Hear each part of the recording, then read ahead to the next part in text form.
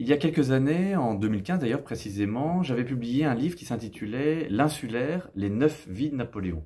C'est-à-dire les moments où Napoléon avait été marqué par une île, déjà de la Corse jusqu'à Sainte-Hélène. Il y a eu à différents moments, des moments marqués justement par ces îles où il a pris des décisions importantes. Et bien de la même manière, là on a décidé de montrer des instants importants où il avait failli mourir, déjà à sa naissance, jusqu'à bien sûr Sainte-Hélène encore une fois, le 5 mai 1821, et entre-temps, les moments où il avait frôlé la mort à différentes reprises, et donc ça s'intitule Les 12 morts de Napoléon.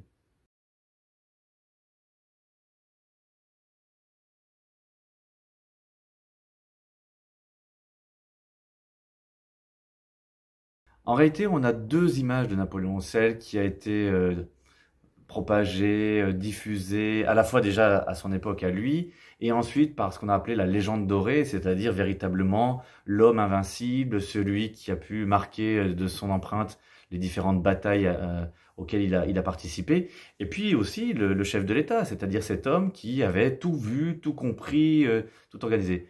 En réalité, derrière cette apparente facilité d'organisation, il y a un homme avec ses vulnérabilités, avec ses choix parfois peut-être même un peu douteux, et ce que j'ai voulu montrer dans ce livre, c'est qu'à différentes reprises, alors qu'il avait tout voulu, tout organisé, eh bien, il a frôlé la mort à différentes reprises parce que lui-même n'avait pas forcément organisé les choses comme il aurait dû, et puis parce que le hasard du destin parfois vous frappe, comme c'était le cas en particulier à la bataille de Ratisbonne en 1809, ou aussi lors de la tentative de coup d'État qu'il avait lancée, qui a bien sûr réussi en Brumaire, mais qui a failli échouer parce qu'il y avait des opposants très importants. Donc, on le voit, Napoléon n'est pas forcément celui qu'on imagine toujours et celui qu'on a voulu nous montrer et que la postérité surtout a retenu.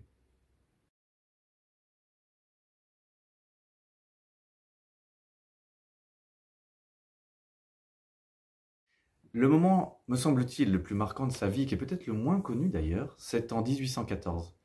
Nous sommes au mois d'avril. Il a abdiqué une première fois le 4 avril en faveur de son fils, mais les coalisés qui font donc la guerre contre lui depuis sans continuité depuis, j'allais presque dire depuis 1811-1812, donc depuis la campagne de Russie, eh bien se sont forcés à le faire abdiquer sans condition, ce qu'il est obligé donc de faire le 6 avril. Et pendant une semaine, Napoléon tergiverse. Il ne sait pas véritablement quelle option retenir. Et dans la nuit du 12 au 13 avril, il se trouve donc au château de Fontainebleau, eh bien il tente de se suicider. Il porte sur lui une petite fiole de poison qui a été préparée par son médecin Ivan, chirurgien Ivan qui avait donc prévu en cas de capture par exemple les Cosaques que Napoléon se suiciderait. Eh bien là, il porte toujours ce poison sur lui. Et donc dans cette nuit du 12 au 13 avril, sans espoir, en se disant que tout cela était vain, eh bien il cherche à s'empoisonner avec cette fiole.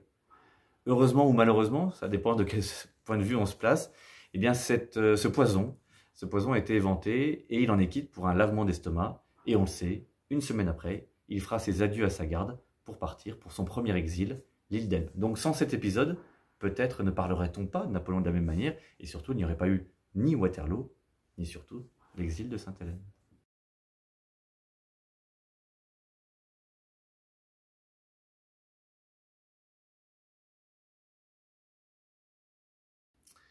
Alors, ce qui est intéressant, c'est que la mort d'un Bonaparte au moment, par exemple, de la campagne d'Égypte, c'est le cas lors de de ce fameux épisode que je raconte au moment de la peste à Jaffa. Eh bien, sans doute, la France, telle qu'on la connaît aujourd'hui, ne serait pas la même.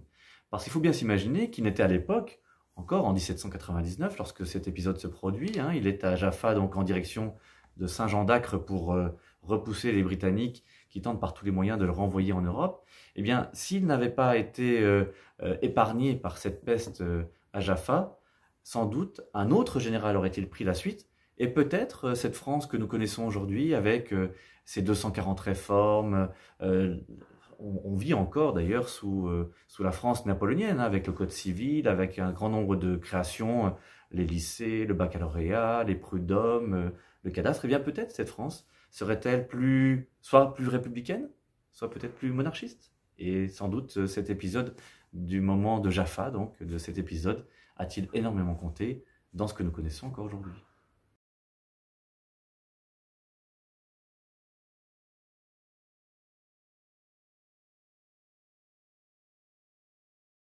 Alors ma passion pour Napoléon et plus largement pour cette période des deux empires, parce que je m'intéresse beaucoup à cette période qui nous conduit de la naissance de Napoléon, 1769, jusqu'à 1873, la mort de Napoléon III.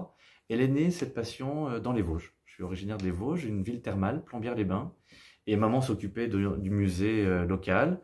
Et en étant tous les étés environnée de ces tableaux, de ces objets qui racontaient cette période, eh bien, je me suis passionné, tout d'abord de manière très modeste. Et puis ensuite, progressivement, j'ai vraiment fait des recherches plus abouties en étant à la fois universitaire et puis en travaillant sur différents épisodes, et en particulier sur la période du Premier Empire. Donc tout est né dans les Vosges, dans une ville thermale, Plombières-les-Bains.